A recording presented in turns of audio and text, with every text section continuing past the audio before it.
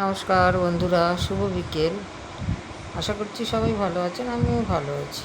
এই আমাদের মেয়ে ছেলেদের যে একটা চিন্তা, সংসারে কী রান্না করবো কী করবো, তাই বসে বসে মেয়ের সাথে বসে বসে আলোচনা করছিলাম। আর ভাবলাম একটু ফটো তুলি নিজের। এই সাধারণভাবে সেজে একটা ফটো তুলছিলাম আর মেয়ের সাথে কথা বলতে বলতে মেয়ে বললে যে এই পটল সবাই খেতে চায় না, এখন গরমের সবজি। বললো পটল আলু দিয়ে কাতলা মাছের একটা ঝোল করো পাতলা গরমে। তাই ভাবলাম করি। এটা অবশ্য পুরোনো দিনের মা মাসিরাও করতো, ঠাকুমারাও, আমার মাও করতো। যে চলুন রান্নাঘরে যাই, দেখি কীভাবে করছি, আপনারাও দেখে নিন, পরে করবেন সময় মতো। আমি আলু পটলকে এইভাবে কেটে নিয়েছি, একটু কাঁচা লঙ্কাও রেখেছি, মাছ ধুয়ে পরিষ্কার করে নুন হলুদ মাখিয়ে 4 পিস মাছ আমি প্রথমে লাল লাল করে ভেজে নিয়েছি।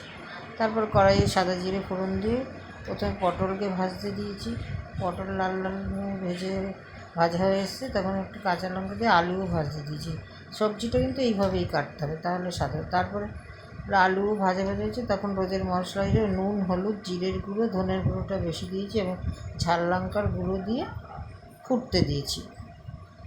ফুটতে দিয়ে আবার একটু গল্প করছিলাম, কারণ ওটা তো তরকারিটা তো সেদ্ধ হতে হবে।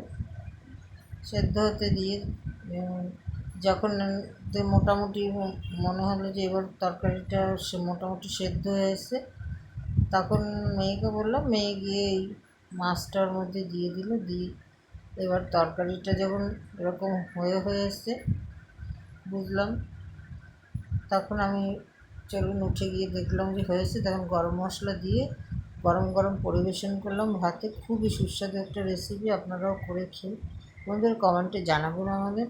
দেখা হচ্ছে পরের ভিডিওতে। Channel subscribe